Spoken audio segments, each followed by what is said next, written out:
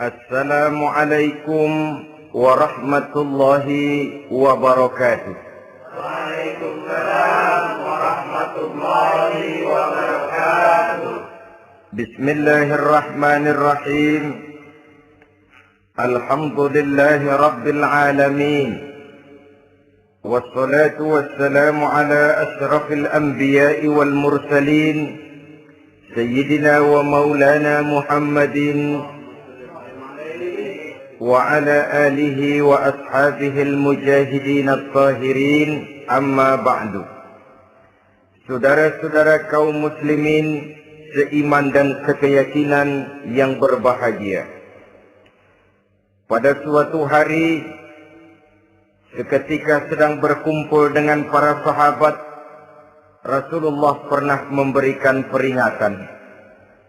Beliau bersabda, yushiku an tada'a alaikumul umamu kama tada'al akanatu ala qas'atiha.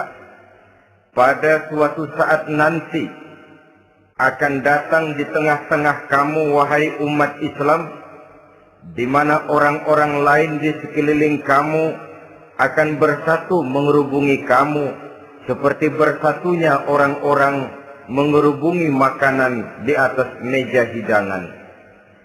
Akan datang satu saat nanti di mana kondisimu dikepung sedemikian rupa, yang barat mau menerkam, yang timur mau menghantam, yang selatan mau menginjak-injak, yang utara pun akan menjelajah. Kondisimu seperti makanan di atas meja hidangan. Sebagian sahabat merasa heran dan terkejut, lalu mereka bertanya, amin qillati nahnu yawma idzin ya Rasulullah? Apakah jumlah kami pada waktu itu sedikit ya Rasul? Kami sampai dikepung sedemikian rupa? Beliau menjawab, bal antum yawma idzin katsir. Sama sekali tidak. Kamu tidak sedikit pada saat itu. Bahkan jumlahmu sangat banyak. Kamu adalah mayoritas. Walakinnakum ghusa'un ka ghusa'is sail. Tetapi keadaanmu saat itu persis seperti buih di lautan. Banyak tetapi centang perenang. Banyak tetapi tidak punya daya dan kekuatan. Banyak tapi dipermainkan gelombang lautan, dihempaskan ke tepian pantai tanpa punya makna dan arti. Kondisimu pada saat itu kuantitas yang tanpa kualitas, sehingga orang lain enak saja mengepung kamu. Akidahmu didangkalkan, dibanjiri dengan peradaban dan kebudayaan yang menjauhkan dari agama. Dari segi maksiat dan munkarat seluruhnya mengepung sampai kita melepaskan nilai-nilai Islam kita ini. Dan celakanya, sambung beliau, wal yanzi'anna fi qulubi aduwikumul mahabata minkum. Akan dicabut kehebatanmu di mata musuh-musuhmu. Sehingga pada saat seperti itu, orang lain memandangmu umat Islam enteng saja, remeh saja, tidak ada apa-apanya. Sudahlah, pokoknya umat Islam sikat saja. Umat Islam enteng, umat Islam kecil, umat Islam tidak ada apa-apanya. Alangkah ironinya, alangkah menyedihkannya, memilukan dan sekaligus memalukan. Umat yang mayoritas ini dipermainkan oleh yang minoritas.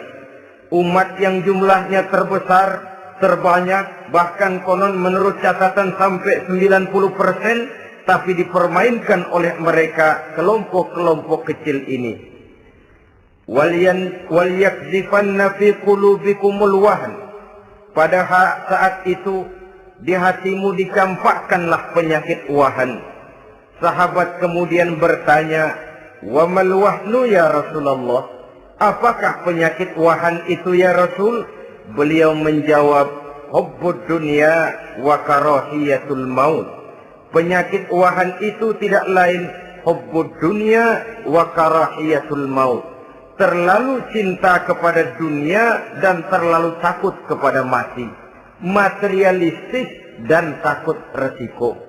Dua penyakit inilah yang menyebabkan walaupun umat ini mayoritas, tapi dipermainkan oleh yang minoritas. Walaupun dia golongan terbesar, tapi nasibnya seperti makanan di atas meja makan. Dari segala macam penjuru mau menghantam dia. Saudara-saudara kaum muslimin yang berbahagia, ini merupakan analisa sosial bahwa pada suatu saat nanti akan terjadi di tengah-tengah umat di mana kita dihantam dan diserbu dari segala macam penjuru. Akidah didangkalkan, peradaban dan kebudayaan dirusak, makanan dan minuman diracuni, pakaian ditelanjangi dan lain sebagainya, sampai kita melepaskan nilai Islam yang kita cintai ini. Kondisi sosial ini satu saat akan datang kepada kita. Demikian analisa dan peringatan dari Rasulullah Sallallahu Alaihi Wasallam. Marilah sekarang kita melihat, adalah benar bahwa di zaman sekarang kita insya Allah tidak akan mengalami perang Badar sehebat yang pernah dialami oleh Rasul dan para sahabatnya. Tetapi sesungguhnya perang yang kita hadapi di zaman sekarang ini tidak kalah hebatnya dengan perang Badar, tidak kurang dahsyatnya dengan perang Uhud, tidak kurang ngerinya dari perang Khandaq. Hanya saja yang kita hadapi sekarang ini bukan ujung pedang, bukan ujung tombak, bukan ujung panah. Yang kita hadapi sekarang ini adalah perang akidah, perang ideologi, perang mempertahankan keyakinan. Yang kalau kita kalah sekarang, kita memang masih beragama. Tetapi anak kita, cucu kita, generasi yang akan hidup 5, 10, 20, 30 tahun yang akan datang, wallahu a'lam bishawab. Islam, saudara-saudaraku, tidak mungkin hilang dari dunia. Tetapi tidak mustahil Islam gulung tikar dari desa kita.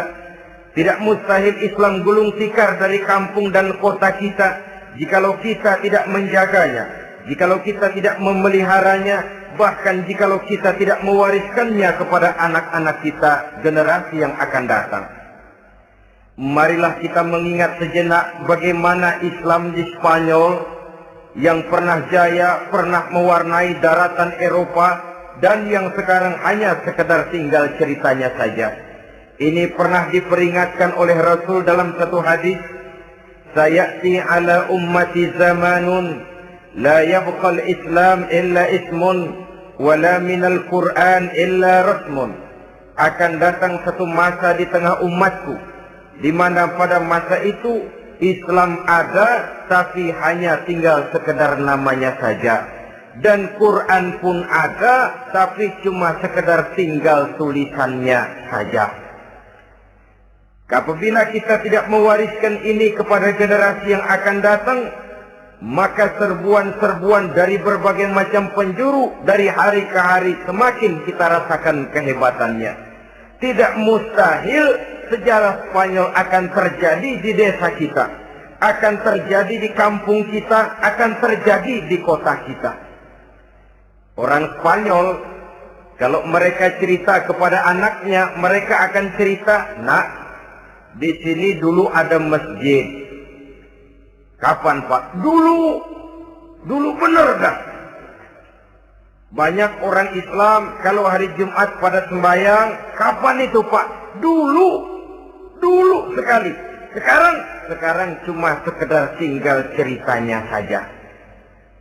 Bukankah sesuatu yang sangat tidak mustahil apabila kita tidak menjaga dan mewariskan Islam ini kepada generasi yang akan datang, maka serbuan-serbuan akan membawakan hasil yang diinginkan oleh para penyerbu itu tadi. Kita sudah menjadi umat yang mayoritas, tetapi umat yang mayoritas ini menurut Rasul dikepung sedemikian rupa, akidahnya didangkalkan, peradaban dan kebudayaannya ditekan sedemikian rupa, kehidupan sosialnya dibuat individualis, Kemudian dari segi pergaulan, pakaian, makanan, minuman dan sebagainya diracuni sampai dia tidak lagi berpegang teguh kepada agamanya. Dan dikala itu hilang kehebatan umat ini di mata musuh-musuhnya. Orang lain memandang kita ringan saja, enteng saja, satu umat yang sudah kehilangan wibawa. Padahal konon kabarnya kita mayoritas, tapi enak saja dikutak-kutik orang lain. Dan dikala itu di hati kita merajalela penyakit uahan. Penyakit uahan itu apa? Pertama, hubbud dunia, terlalu cinta kepada dunia. Terlalu cinta kepada dunia yang menyebabkan kita lupa. Lupa akan tanggung jawab dan kewajiban. Lupa meneruskan dan mewariskan Islam kepada generasi yang akan datang. Kita berlomba hanya untuk mengejar dunia dan seluruh isinya. Baik dia bernama material, baik dia bernama seksual, baik dia bernama pangkat, jabatan dan kedudukan, berlomba-lomba kita di dalamnya. Sampai tercampaklah penyakit hubbud dunia di dalam hati ini. Berurat dan berakar dunia itu, sulit dan berat kita berpisah daripadanya. Akibatnya kemauan untuk berbuat demi dan atas nama agama sangat sulit terwujud di dalam kehidupan ini. Yang kedua, karahiyatul maut, terlalu takut kepada mati. Baik mati ajal, mati dalam artian yang sebenarnya, baik mati usahanya, baik mati karirnya, baik mati pangkat dan jabatannya. Sehingga dengan demikian akibatnya jatuhlah kita menjadi umat yang kehilangan wibawa di mata orang lain. Saudara-saudara kaum muslimin rahimakumullah. Saya katakan tadi, perang yang kita hadapi di zaman sekarang adalah perang akidah. Perang menghadapi peradaban dan kebudayaan yang menghancurkan moral daripada anak-anak kita. Perang menghadapi banjirnya maksiat dan munkarat. Yang di tengah-tengah itu, di samping berkewajiban menjaga diri dan keluarga, kita pun juga berkewajiban menjaga anak-anak kita, generasi yang akan datang. Mengarahkan dan mendidik mereka sesuai dengan yang dikehendaki oleh Allah Subhanahu wa ta'ala. Oleh sebab itu, pada pertemuan kali ini, yang akan saya bicarakan ialah bagaimana idealnya seorang muslim lebih dahulu memberikan pendidikan kepada anak-anaknya. Di tengah satu situasi dan kondisi di mana serbuan datang silih berganti melanda dan menghantam umat Islam, kemana anak-anak kita ini harus kita arahkan? Karena kita orang tua mempunyai tanggung jawab. Anak adalah amanah. Menyia-nyiakan amanah adalah dosa, dan dosa itu merupakan satu dosa yang besar. Bahkan orang tua bisa saja masuk neraka kalau tidak bertanggung jawab tentang anak-anaknya. Satu riwayat menjelaskan ada orang soleh, ngajinya cukup, sholatnya cukup, puasanya cukup, zakatnya cukup. Di mana ada majelis taklim hadir, baca Quran hobi, fitnah orang tidak pernah.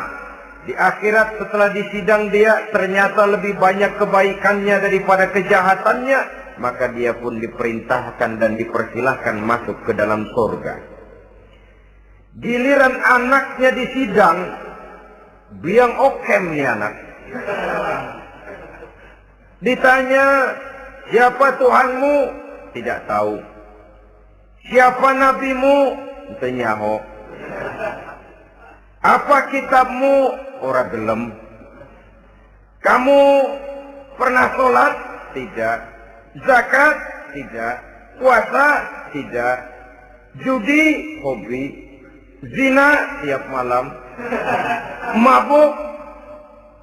Berat. Wah, brengsek kamu.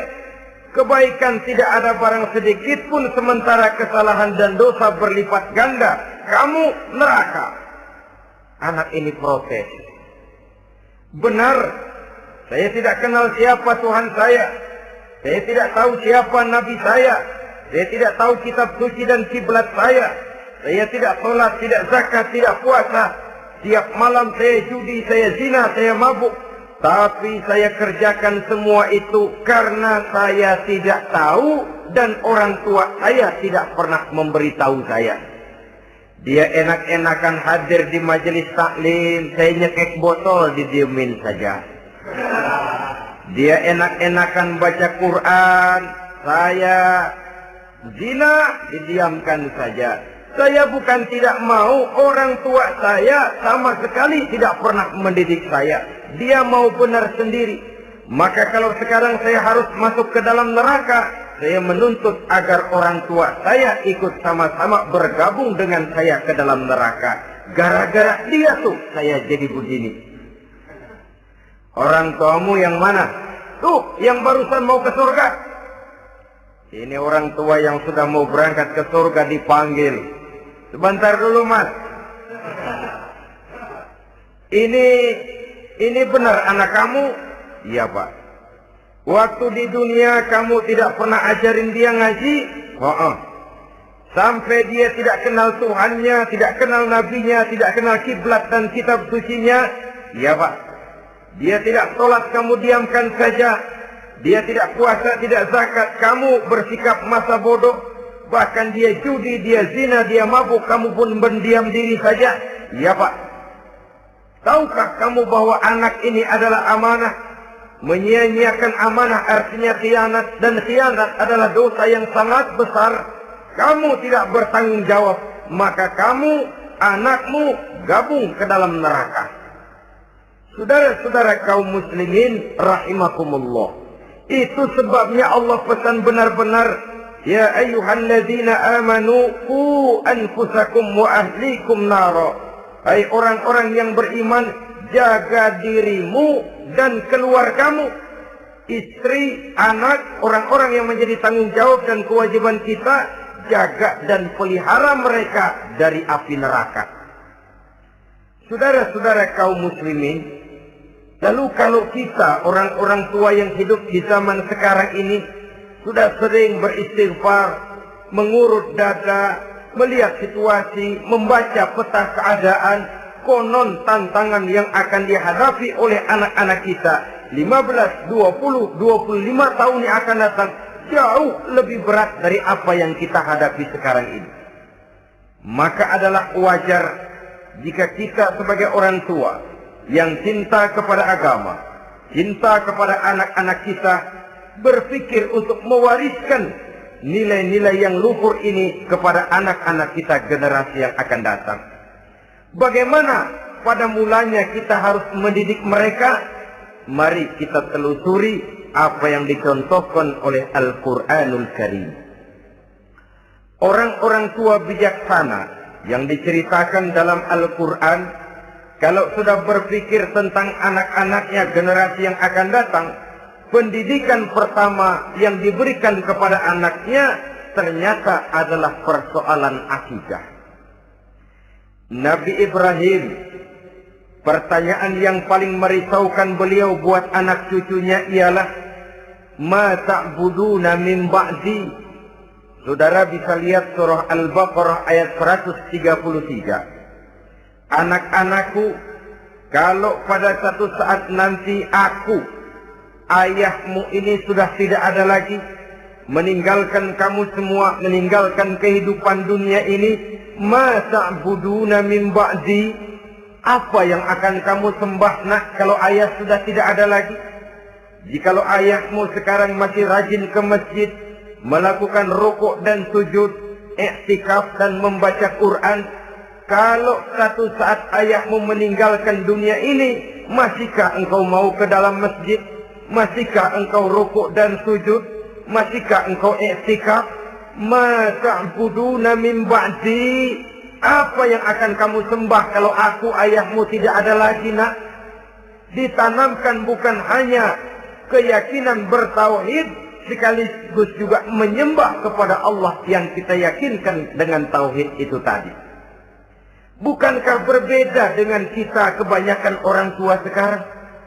Kita tidak pernah berpikir ma ta'buduna min ba'di. Kalau bapak tidak ada, kamu nyembah apa nak? Kita orang tua sekarang pagi-pagi malah berpikir ma ta'kuluna min ba'di. Kalau bapak nggak ada, kamu nanti makan apa nak? Bukan nyembah apa yang kita pertanyakan, bukan nyembah apa yang kita khawatirkan, makan apa nak? Maka yang dicari lalu sekolah-sekolah yang bonafit, yang tidak peduli apakah itu merusak imannya, mematikan akidahnya, menghancurkan keyakinannya. Yang penting ada jaminan hari depan bisa dapat lapangan kerja. Akibatnya berduyun-duyun orang-orang tua muslim menyekolahkan anaknya di sekolah-sekolah yang bukan Islam, yang nyata-nyata membahayakan akidahnya. Dididik dengan kultur dan budaya yang bertentangan dengan nilai-nilai agamanya. Bukankah ini berarti merelakan anak untuk dikafirkan? Bukankah ini artinya menyerahkan anak untuk ditulis menurut selera para pendidik yang tidak sesuai dengan nilai akidah yang dimilikinya? Mengapa kita tidak berpikir seperti Nabi Ibrahim yang sebelum memberikan pendidikan kecerdasan, sebelum pendidikan matematika, IPS, PSPB dan disiplin ilmu lainnya, yang pertama ditanamkan ma ta'buduna min ba'di. Kalau ayahmu tidak ada, kamu menyembah apa nak? Menyembah Allah apa nanti malah menyembah harta? Menyembah Allah apa nanti malah mendewa-dewakan pangkat dan jabatan? Menyembah Allah apa malah nanti menyembah alam? Itu yang dikhawatirkan Nabi Ibrahim kepada generasi yang akan datang. Dan itu saudara-saudara yang seharusnya mengkhawatirkan kita kepada anak-anak kita generasi yang akan datang. Lihatlah serbuan akidah di zaman sekarang ini. Dimanfaatkan kemiskinan kita umat Islam. Diberikan kita tawaran berupa beras, pakaian, obat-obatan, kalau perlu beasiswa, asal bisa melepaskan keislaman kita ini. Bertahap, sedikit demi sedikit, step by step, shibran bi shibrin wa zira'an bi zira'in. Dan harus saya ingatkan, orang di zaman sekarang tidak mungkin menghantam Islam secara frontal. Tidak mungkin menghantam Islam terang-terangan, apalagi mengerahkan satuan militer. Tidak. Orang berhitung bagaimanapun kondisi dan kualitasnya umat Islam, mereka masih punya satu modal penting, fanatisme agama. Kalau ini disulut, api jihad segera berkobar dan hanya maut yang bisa menghentikan orang yang dibakar dengan semangat jihad. Orang tahu itu. Betapa Uni Soviet kedodoran menghadapi mujahidin Afghanistan yang disulut oleh semangat jihad yang berkobar dengan persenjataan yang primitif ketimbang persenjataan Uni Soviet. Entok mereka pantang surut mundur ke belakang. Jadi jangan mimpi bahwa orang mau menghantam Islam ini dengan melarang pengajian, meruntuhkan masjid, menyegel pondok pesantren. Tidak. Melarang orang sholat, tidak. Kalau perlu masjid diperbanyak, musola diperbesar. Tapi bikin itu masjid seperti museum. Besar, megah, mercusuar. Tapi bikin seperti museum. Tempat orang kagum, tempat orang memuji, tapi sunyi dari nilai-nilai ibadah. Saudara-saudara kaum muslimin, untuk sampai kepada penghantaman akidah, jalan yang paling mudah dirintis sekarang ini secara bertahap dan sistematis memisahkan umat Islam dari Islamnya. Biarkan mereka bernama Muslim. Biarkan di atas kartu penduduknya tertulis agama Islam. Tapi tanamkan budaya-budaya yang menyebabkan cara bergaul mereka, cara berumah tangga mereka, cara bertetangga mereka, sampai kepada cara mereka berpakaian, cara mereka bergaul, cara mereka makan dan minum, Cara mereka mendidik dan menyekolahkan anak sama sekali tidak lagi mencerminkan nilai-nilai yang islami. Itu sudah satu usaha yang paling praktis, memisahkan umat Islam dengan Islamnya. Kalau sadarlah kita ke arah ini usaha orang di zaman sekarang, maka yang harus pertama kita tanamkan kepada anak-anak kita, didik mereka dengan jiwa tauhid yang mengkristal di dalam batinnya, meresap sampai ke tulang sumsumnya, yang tidak akan sampai pun nyawa berpisah dari badannya, akidah itu tidak akan berpisah dari hatinya. Bahkan dia sanggup dengan tegar berkata, lebih baik saya melarat karena mempertahankan iman daripada hidup mewah dengan menjual akidah. Satu khitbah, satu garis kehidupan yang perlu kita wariskan kepada anak-anak kita, generasi yang akan datang. Dahulu ada satu tradisi, saudara-saudara. Kalau anak gadis kita dilamar orang lalu bertanya, anakmu mau ngelamar gadis saya, apa sudah khatam Quran berapa kali? Apa sudah bisa baca kitab macam-macam dan lain sebagainya? Sehingga lahirlah satu kebanggaan. Apapun motifnya, tapi pertanyaan semacam ini zaman sekarang sudah langka. Paling-paling yang ditanya kalau anaknya dilamar orang, anakmu kerja di mana? Gajinya sebulan berapa? Kendaraannya bebek apa soal? Apa-apa? Itu yang kita pertanyakan, berkisar di seputar materi, kerja, job, status sosial, dan lain sebagainya. Perkara bisa baca Quran atau tidak, nomor 18. Perkara sembahyangnya rajin apa tidak, nomor 36. Saudara hadirin, akibatnya terjadi pergeseran nilai. Maka mendidik anak menurut tuntunan Quran adalah seperti yang diberikan contoh oleh Luqmanul Hakim, yang diceritakan dalam surah Luqman mulai ayat 11 dan selanjutnya. Apa pendidikan pertama yang harus kita berikan kepada anak? Pertama, ya bunayya la tusyrik billah.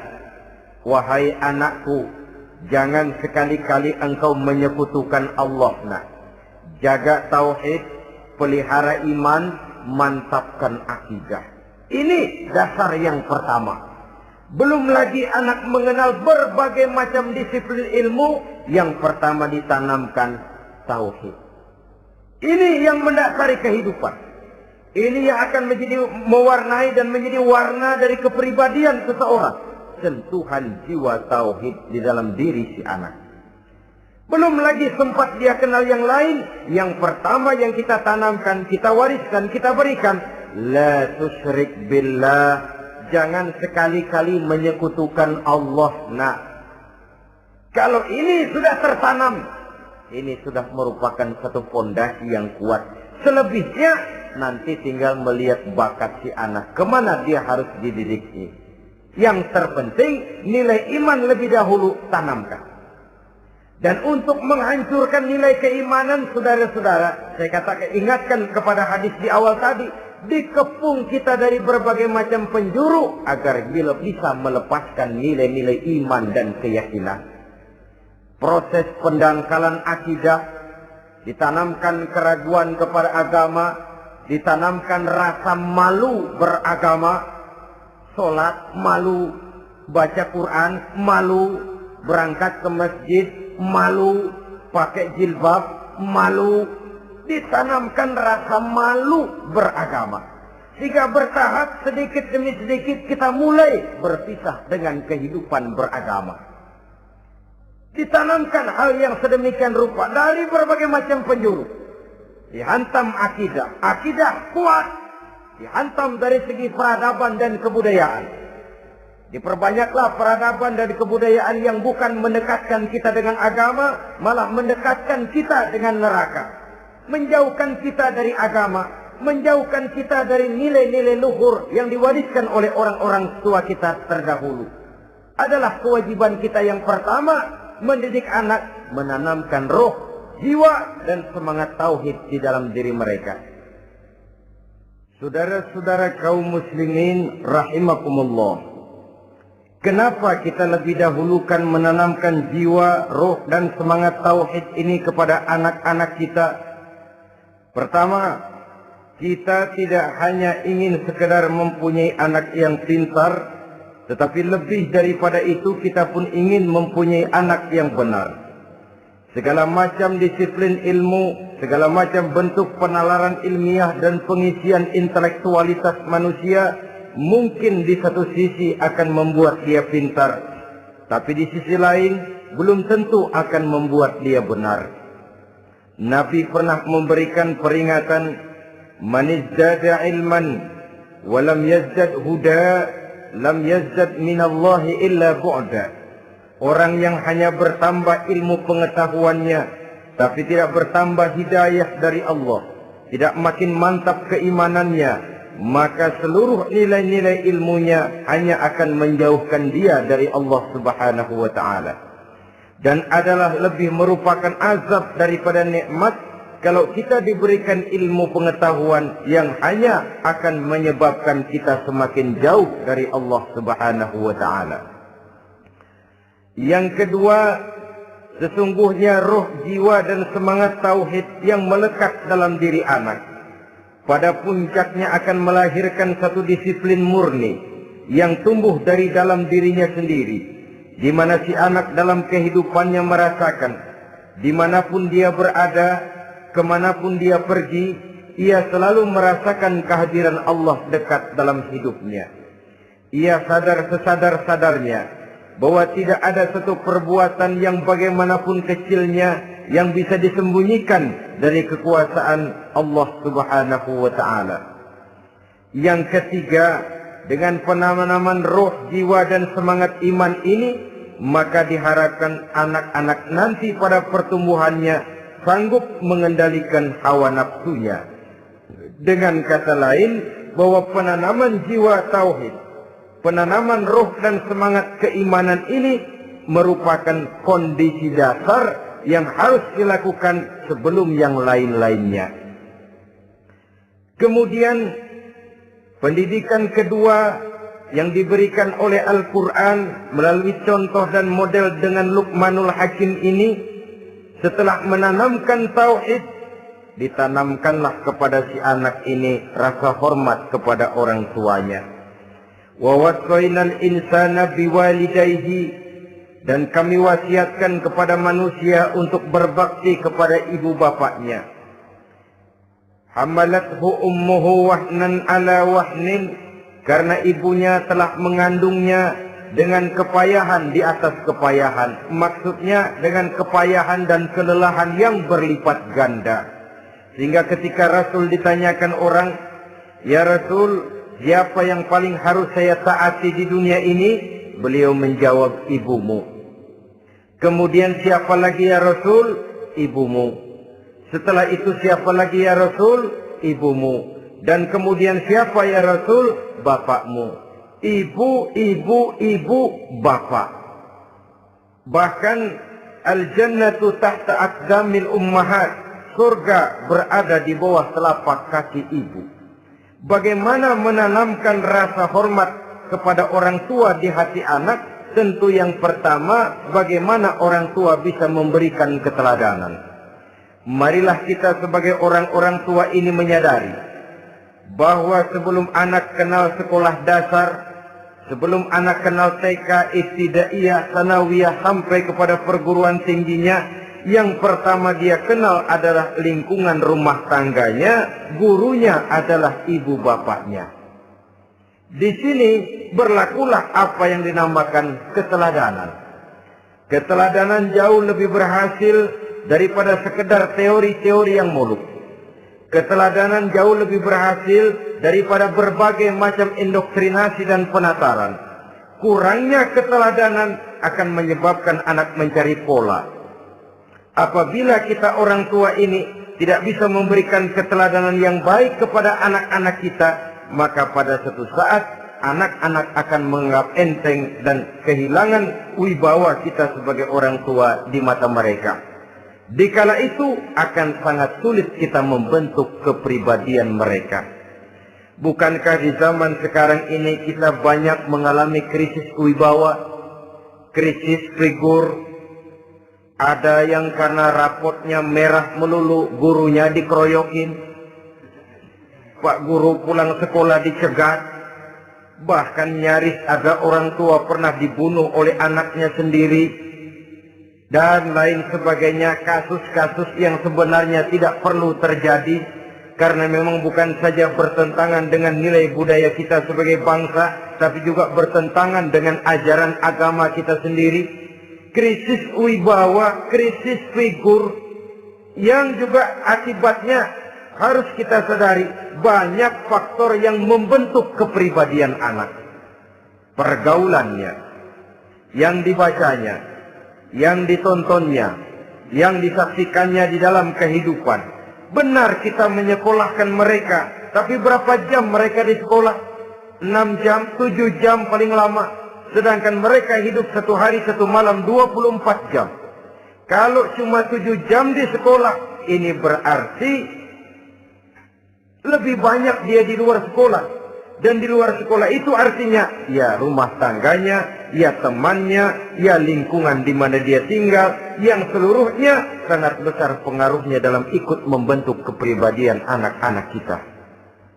Saya katakan tadi, di samping kita menghadapi perang akidah, kita pun berhadapan di dalam perang menghadapi peradaban dan kebudayaan yang bukan saja menjauhkan kita dari agama, tetapi sanggup menghancurkan moral daripada anak-anak kita. Secara pribadi, saudara-saudara, saya iri, saya kagum misalnya dengan kemajuan yang diperoleh oleh negara tetangga kita, Jepang misalnya. Padahal tahun 45 ia pun hancur lebur oleh meledaknya atom di Hiroshima dan Nagasaki. Tapi bagai satu tenaga raksasa kemudian Jepang bangkit menjadi satu negara superpower di Asia. Bahkan gurunya saja Amerika sekarang ini kewalahan menghadapi perang dagang dengan Jepang ini. Dan yang menarik, Jepang bisa maju dan modern dengan tetap menjadi Jepang, tanpa harus kehilangan identitasnya sebagai satu bangsa, tanpa harus kehilangan kepribadiannya sebagai satu bangsa. Sebagai negara yang sedang berkembang, kita sering latah. Kita ingin meniru Barat, tapi bukan teknologinya, westernisasinya yang kita tiru. Bukan isinya, kulitnya yang kita ambil. Akibatnya apa? Modernnya belum, orangnya sudah Barat. Bergaulnya sudah cara Barat, berumah tangganya sudah cara Barat, berpakaiannya sudah cara Barat, mendidik anaknya sudah cara Barat. Di mana ketemu orang tua cukup hello daddy. Kulitnya kita ambil, sementara isinya kita campakkan. Ironi dan menyedihkan.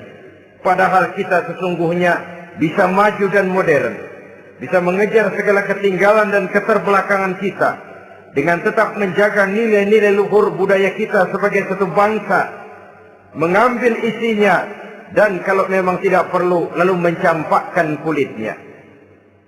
Pengaruh peradaban dan kebudayaan yang menghancurkan moral daripada anak-anak kita, oleh pesatnya arus teknologi, oleh pesatnya arus komunikasi, di mana hal-hal yang terjadi di belahan dunia lain dapat kita saksikan hari ini juga melalui layar televisi, yang terjadi di Amerika, di Eropa, di Afrika, di ujung dunia yang paling ujung sekalipun.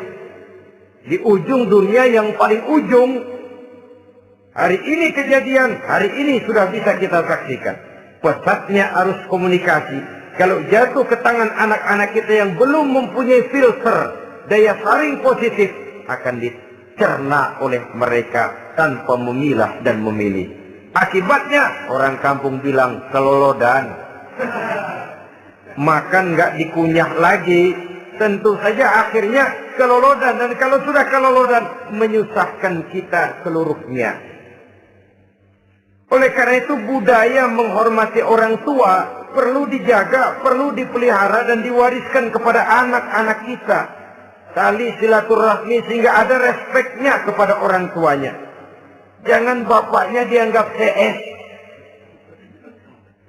ibunya dianggap CS, kakeknya dianggap CS. Hilang rasa respek, hilang rasa menghormati. Sementara orang tua sendiri tidak bisa memberikan keteladanan, kurang mendapat perhatian dan lain sebagainya. Apalagi kalau baik ibu maupun bapak adalah orang-orang karier yang setiap hari sibuk menghadapi tugas masing-masing. Bapak sibuk rapat, pindah kantor sana kantor sini, ibu sibuk arisan, besarlah anak-anak di tangan pembantu dan lain sebagainya, sehingga dia merasa kurang mendapat perhatian, dan ini akan ikut membentuk warna dari kepribadian yang dimilikinya. Sampai kepada pelosok-pelosok desa, jaringan televisi memang menguntungkan. Tapi kalau sudah sampai kepada menayangkan budaya-budaya yang tidak sesuai dengan pola di mana mereka tinggal, pola lingkungannya, dan ingin mereka terapkan dalam kehidupan, ironi dan menyedihkan. Maka sering dikatakan, jikalau ABRI masuk desa, rakyat beruntung. Jikalau listrik masuk desa, rumah jadi terang. Jikalau koran masuk desa, rakyat jadi cerdas. Jikalau hakim masuk desa, rakyat lalu sadar hukum. Tapi jikalau maksiat dan munkarat masuk desa, minuman keras masuk desa, judi masuk desa, pelacuran masuk desa, rakyat tentu kiamat. Dan kita harus punya budaya untuk memilah dan memilih, mempunyai filter untuk jadi daya saring positif. Oleh karena itu, saudara-saudara, tahap kedua setelah menanamkan jiwa tauhid kepada anak, tanamkan rasa hormat kepada orang tuanya. Orang tua itu ibu bapaknya, orang tua itu guru-gurunya yang mengajarkan dia, atau yang dianggap tua yang lebih senior dari dia. Karena tidak ada satu peradaban yang berdiri sendiri. Bagaimanapun maju dan modernnya kita sekarang, tentu merupakan mata rantai yang berkaitan dari generasi terdahulu. Ini yang kedua. Setelah tauhid, berbakti kepada ibu dan bapak. Tidak ada satu kebahagiaan yang bisa ditegakkan di dunia ini tanpa doa, tanpa restu daripada ibu dan bapak. Ini keramat hidup. Doanya dikabul Allah dan kutuknya juga dikabul oleh Allah Subhanahu wa ta'ala. Jadi mendidik anak setelah menanamkan jiwa tauhid, menanamkan rasa hormat dan taat berbakti kepada ibu bapaknya. Itu yang kedua. Kemudian yang ketiga, melalui model Luqman, Quran mendorong kita untuk mendidik anak menanamkan etika otonom. Apa itu? Ya bunayya, innaha in takum misqala habbatin min khardalin fatakun fi sakhratin aw fis samawati aw fil ardi ya'ti biha Allah. Wahai anakku, sesungguhnya kalau ada satu kebaikan yang kamu kerjakan, kecil, tidak nampak oleh pandangan mata yang zahir, yang kecil itu tersembunyi di puncak langit, di dasar bumi yang paling dalam, atau di tengah batu hitam sekalipun, Allah pasti mengetahuinya dan pasti akan memberikan balasan yang seadil-adilnya. Pendidikan apa ini? Pendidikan moral. Menanamkan etika otonom. Nah, kau berbuat baik jangan karena dilihat orang. Kau tidak mau melakukan kejahatan jangan cuma karena ada polisi. Kalau ada polisi kau tidak mau jahat, kucing juga begitu.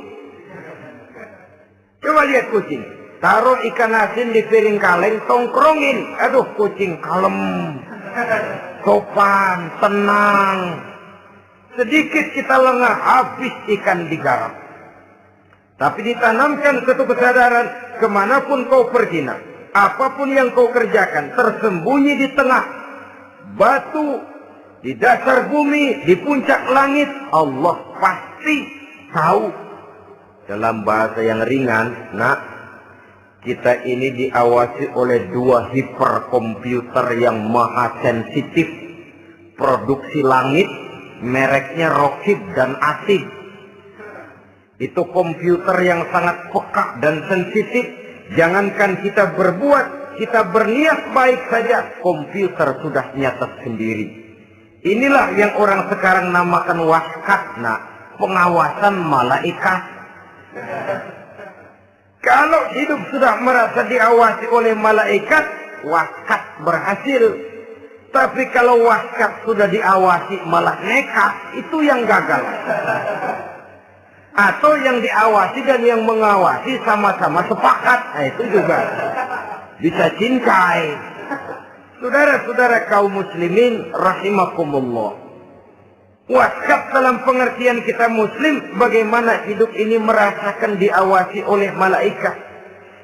Intelektualitas yang tinggi sekalipun, IQ yang nilainya plus sekalipun, disiplin ilmu yang bagaimanapun banyak yang memenuhi benak kita, tanpa diiringi oleh etika otonom, orang sering mencari celah dan kesempatan. Mencari celah dan kesempatan. Tapi kalau sudah merasa, kemanapun saya pergi, dimanapun saya berada, kebaikan bagaimanapun sekecilnya saya lakukan, toh Allah pasti akan memberikan balasan. In khairan fa khairun, wa in syarran fa syarrun. Jikalau baik, baik balasan yang kita terima. Jikalau jahat, jahat kejahatan yang kita terima. Kalau sudah ke arah ini kita berpikir, maka sesungguhnya kalau kita berbuat baik kepada orang lain, hakikatnya kita sudah berbuat baik kepada diri kita sendiri. Lalu tidak ada merasa rugi berbuat baik kepada orang. Karena manakala dia melakukan kebaikan kepada orang lain, artinya dia sudah berbuat baik untuk dirinya sendiri. Jadi setelah tauhid, kemudian berbakti kepada ibu bapak, yang ketiga baru pendidikan tentang akhlak, tentang moral. Pola ini yang sering terlupakan oleh kita, bahwa bagi kita itu pendidikan tidak lain upaya mencerdaskan otak anak. Jangan sampai sebab ini kelihatannya pembangunan makin maju, persaingan hidup makin tajam, tensi ekonomi semakin tinggi, sementara jumlah tenaga kerja dengan lapangan kerja yang tersedia jauh dari mencukupi. Jikalau tidak membekali anak dengan pendidikan yang menunjang lapangan pekerjaan, orang tua khawatir, takut sekali anaknya jadi gelandangan.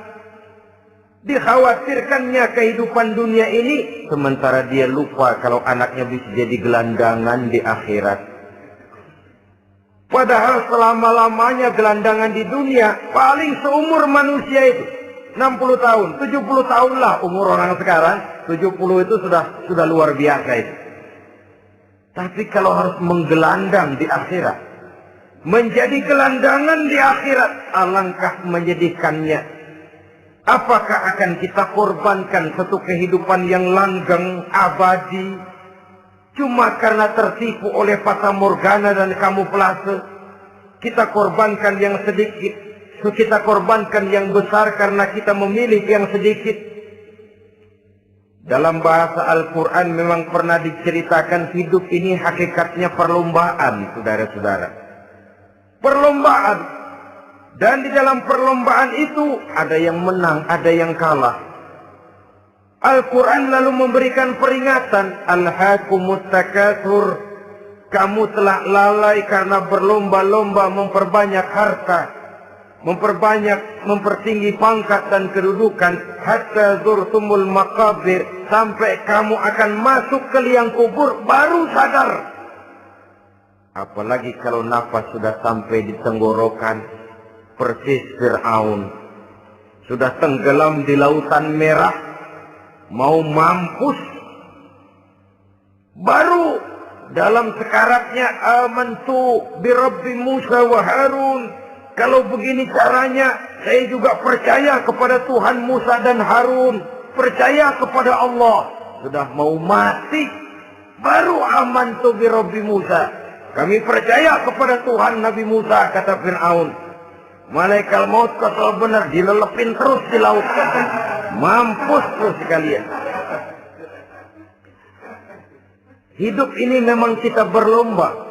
Berlomba dengan waktu, berlomba dengan umur, berlomba dengan tenaga, berlomba dengan tetangga. Yang jangankan kita sampai mundur, berhenti saja sejenak, kita akan ditinggalkan oleh yang lain. Tiada kata mundur, bahkan tiada kata berhenti. Sekali kita melangkah, melangkahlah terus. Tapi berlombalah seperti yang dikehendaki Quran. Fastabiqul khairat. Berlomba-lombalah di dalam kebajikan. Jangan berlomba-lomba di dalam kemaksiatan, kemunkaran, kejahatan. Berlombalah dalam urusan kebaikan. Saudara-saudara kaum muslimin rahimakumullah. Tauhid, berbakti kepada ibu bapa, kemudian pendidikan tentang moral. Apabila pendidikan tentang moral sudah tertanam, barulah lihat bakat si anak. Kemana bakatnya? Anak saya kelihatannya dari kecil demennya main bedil-bedilan saja. Berikan itu. Kirim ke Magelang, masukkan akabri. Tapi dengan syarat 3 itu tadi. Iman sudah tertanam, rasa bakti kepada ibu bapak sudah ada dan punya nilai moral. Sehingga boleh jadi nanti dia menjadi jenderal yang beriman, yang berbakti kepada ibu bapaknya dan punya moral yang tinggi. Kan lebih baik rakyat rendah tapi akhlaknya tinggi daripada pejabat tinggi tapi moralnya rendah. Jauh lebih baik rakyat rendah punya moral tinggi ketimbang pejabat tinggi punya moral rendah. Nilai moral ini yang jadi ukuran dan barometer di masyarakat. Yang ini yang sering kita lupakan. Bahwa kehancuran satu bangsa dimanapun di dunia ini selalu dimulai dengan kehancuran moral daripada bangsa itu sendiri. Sekarang membina nilai moral ini berat. Gadis kita, remaja, putri diberikan pakaian jilbab, mungkin dia sendiri masih setengah-setengah. Ditambah lagi oleh ledekan temennya. Jilbab lah kuno. Bau surga lah, bau masjid lah, bau menyan lah. Ditanamkan rasa malu untuk hidup dekat dengan agama. Kalau moral semacam ini sudah tertanam, sedikit demi sedikit kita mulai mengucapkan selamat tinggal kepada agama. Dan kemalangan apa yang lebih malang kalau kita sudah jauh dari agama ini? Bukankah Islam telah menyelamatkan manusia dari penyakit jahiliyah dan membawanya kepada satu kehidupan yang maju dan modern? Kalau kita tinggalkan Islam ini, bukankah artinya kita akan kembali kepada satu zaman jahiliyah? Hanya saja jahiliyah itu berada di abad modern. Versinya tentu lebih modern. Kalau zaman jahiliyah dulu mabuknya pakai arak, zaman sekarang sudah macam-macam orang bisa mabuk. Kalau zaman jahiliyah dulu anak perempuan dikubur hidup-hidup, zaman sekarang kadang-kadang belum sempat lahir ke dunia, malah sudah dibunuh lebih dahulu. Versinya saja yang berbeda. Kalau di zaman jahiliyah dahulu manusia menyembah batu yang bernama Latta, Uzza, Manat dan Hubal. Di zaman jahiliyah modern sekarang ini orang sering menyembah kepala bagiannya, sering menyembah atasannya, sering menyembah komputer, sering menyembah teknologi modern yang lebih diyakininya daripada Allah sebagai keyakinan sentral di dalam hidupnya. Saudara-saudara kaum muslimin rahimakumullah. Jadi yang ketiga, nilai moral yang ditanamkan kepada anak-anak kita supaya dia bisa menghadapi tantangan-tantangan hidup yang semakin berat ini dengan tetap berpegang teguh kepada nilai-nilai moral yang diwarnai oleh jiwa keimanannya yang bersumber dari ajaran agamanya. 3. Kemudian yang keempat, barulah tatanan kehidupan sehari-hari. Apa kata Luqman? Ya bunayya aqimis shalah. Setelah bertauhid, berbakti kepada ibu bapa, punya nilai moral. Ya bunayya aqimis shalah. Nak, dirikan salat. Rumah tangga muslim. Anak berumur 7 tahun sudah berani meninggalkan salat. Kata Nabi, pukul. Bukan untuk menyakiti, untuk mendidik. Karena sayang kepada anak. Saudara-saudara, kita khawatir betul kepada anak. Kalau dia pulang dari sekolah, buru-buru kita sebagai orang tua bertanya, sudah makan nak? Sudah istirahat nak? Tapi jarang kita sebagai orang tua melontarkan, sudah sholat nak? Bahkan kita bisa memberikan sugesti kepada anak. Nah, kalau kau naik kelas 1 sampai naik ke kelas 2, bapak beliin sepeda. Tamat SD nak, motor. Tamat SMP nak, ke Bali juga. Tamat SMA nak, Singapura. Saudara-saudara, tapi kalau untuk urusan sholat misalnya, kita tidak pernah memberikan sugesti kepada anak-anak kita. Nah, kalau kau hafal Fatihah lengkap dengan artinya, bapak beliin sepatu. Nah, kalau kau bisa sholat dengan baik, cukup syarat rukunnya, bapak beliin sepeda. Ada rangsangan, ada sugesti yang membuat anak lebih tergerak untuk hidup dalam suasana keagamaan. Ya bunayya aqimis sholah, nak dirikan sholat. Sebab ini sandaran vertikal yang paling langsung antara manusia dengan Tuhannya. Menyadari bahwa sepanjang yang bisa dilakukan oleh manusia hanyalah berusaha dan berusaha. Dan kepastian sepenuhnya ada di tangan Allah. Dengan sholat kepribadianmu diperteguh. Dengan sholat sandaran vertikalmu kepada Allah diperkuat. Dan pada waktunya nanti Al-Quran memberikan bimbingan, hendaklah minta tolong kepada Allah dengan sabar dan tetap mendirikan sholat. Ya bunayya aqimis sholat. Setelah itu, wa'mur bil ma'rufi wanha 'anil munkar. Tegaklah membina yang ma'ruf, tegaklah mencegah yang munkar. Ini sikap hidup sudah. Sholat tadi tugas hidup. Lalu sikap hidup tampil di tengah masyarakat, membina yang ma'ruf, mencegah yang munkar sesuai dengan kesanggupan masing-masing. Bukankah setiap kita kepingin punya anak yang bermanfaat? Setidaknya bagi keluarganya, syukur kalau bisa bagi lingkungannya, bagi masyarakat, bangsa dan negaranya. Dan satu di antara tanda orang yang bermanfaat, kalau dia bisa hidup menjadi penganjur yang ma'ruf dan pencegah yang munkar. Dan itu kalau tidak ada hidayah, sulit orang mau melaksanakan itu. Sebab apa? Ada kecenderungan belakangan ini di mana agama dianggap urusan pribadi. Sehingga orang lalu sering bilang, jangan bawa-bawa agama dah, itu kan bukan urusan agama. Ini sudah ciri berpikirnya sekuler. Jangan bawa-bawa agama. Agama urusan pribadi, artinya orang mau sholat mau enggak, jangan bilang apa-apa dah. Urusan dia sendirian. Dia mau puasa dia enggak, merdeka saja, urusan pribadi. Agama bukan persoalan pribadi. Apalagi jika sudah menyangkut amar ma'ruf dan nahi munkar. Siap menegakkan yang baik, mencegah yang munkar untuk tegaknya satu masyarakat yang diwarnai oleh kebaikan dan terhindar dari segala macam kejahatan. Dan terus ayat-ayat selanjutnya mencerminkan sikap hidup. Namun yang intinya, cara mendidik anak yang baik, yang dicontohkan oleh Al-Quran dengan Luqmanul Hakim sebagai model. Pertama, tanamkan tauhid. Yang kedua, tanamkan rasa hormat dan berbakti kepada ibu bapaknya. Yang ketiga, tanamkan moral, nilai akhlak yang tinggi. Setelah itu yang keempat, biasakan hidup dalam suasana keagamaan. Kontrollah sholatnya, kontrollah baca Qur'annya, kontrollah puasanya di bulan Ramadan. Ajaklah anak-anak sholat berjamaah, sehingga dengan demikian dia terbiasa oleh satu suasana yang mendekatkan dia dengan nilai agamanya. Dari sana diharapkan nilai-nilai ilmu yang didapatnya dari bangku sekolah akan menciptakan keseimbangan dengan yang ditanamkan oleh orang tuanya dalam bentuk yang dijelaskan oleh surah Luqman itu tadi. Sehingga apabila keseimbangan ini terwujud, akan menjalin keseimbangan dalam pola berpikir, dan keseimbangan dalam pola berpikir akan melahirkan keseimbangan dalam perbuatannya. Terwujudlah kita harapkan insan yang fid dunya hasanah wa fil akhirati hasanah.